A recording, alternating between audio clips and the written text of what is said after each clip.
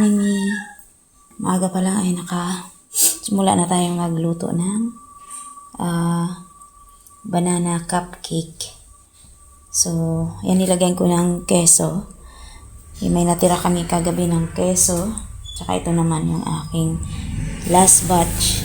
So, minimix ko na siya yung anong tawag chips, chocolate chips. So, ayan. Antayin na lang natin yung maluto yung isa. Maluto na. 5 minutes na lang. So, ayan. Good morning, good morning. At nakatapos na po ako nakagawa ng pastillas. Yung pastillas ko ay nag-ready na ng mga anak ko. So, ayan. Ito yung pastillas ko, mga mina. Ayan. Binabalot natin sa ano. So, try naman natin yung banana cupcake. Ayan. Meron pang natira mga mi. Ilagay ko na lang yan. Sayang yung cheese. Dapat kasi naka-slice. Tira nga po. Ayan. Okay na din yan. 2 minutes na lang para anuhin na natin, buksan. Titikman natin yung ating naunang salang. So ngayon, itong toothpick ang ating pang mga mi. So ayan, toothpick yung ating i-ready na para sa ating pag-check mga mi. No? So tinakpan ko siya para hindi siya makuluan mga mi.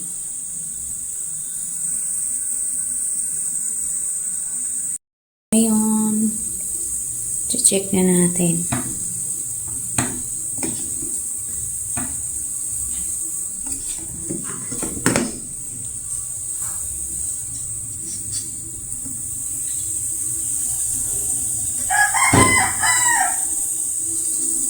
So, ito na siya mga mi. Buksan natin.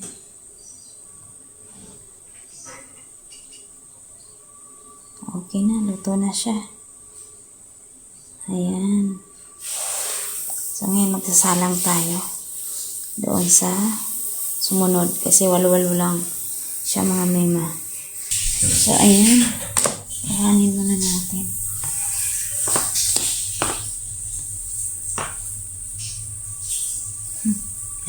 Ayan, fluffy siya. Hindi ko na siya nilagyan ng mantika kasi may mantika na. So, hanggang 3 batch ko.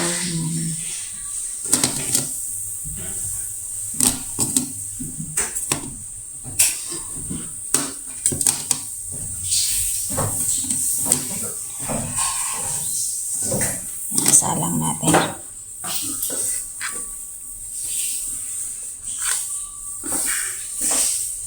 Mga mi. Yung aming pusa maingay. Tsaka ito pa. Nasalang na natin yung pangalawang batch. Ayan.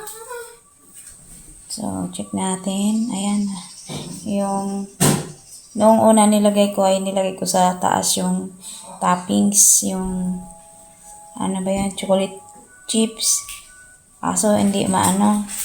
Ngayon ang ginawa ko, hinalo na lang. So, ako nanood lang din dito sa YouTube mga mi. Iba pa rin talaga pag ikaw na yung gumawa. So, ayan. Naging ganito po siya. Pero ito tikman natin mga mi.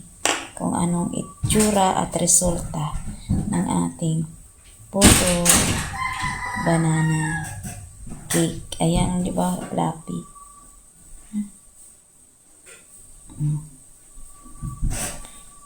Tikman natin. Sarap. Ang sarap. Ang sarap mga mi.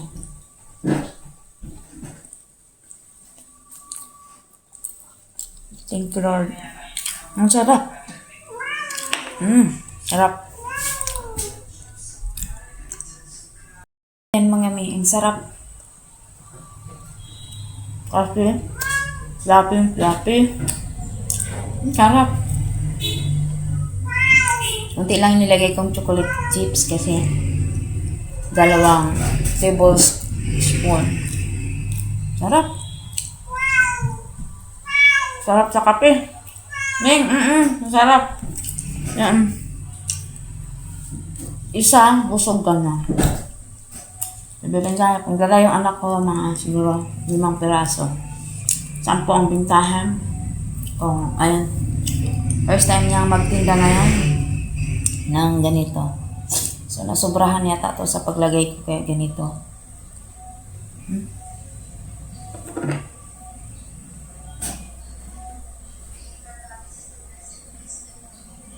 Ang sarap ni. Ang sarap ate, yung photo cake. Ang ha?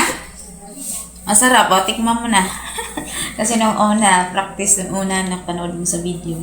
First time ko talaga yung ito naman. Pero nakakagawa na ako ng mga banana cake, Ito naman ay photo. Nilagyan natin ng chocolate chips. So, ayan. Ditong natira, mga 2 cup yata yun. Kasi yung cup natin, 24 lang mga may. Ayan. Ganyan. 1 tablespoon ang nilagay ko.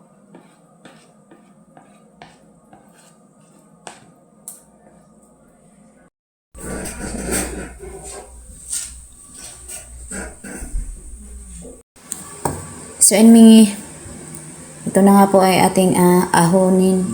Yung pangalawa nating batch dito sa ating niluluto. And looks good na.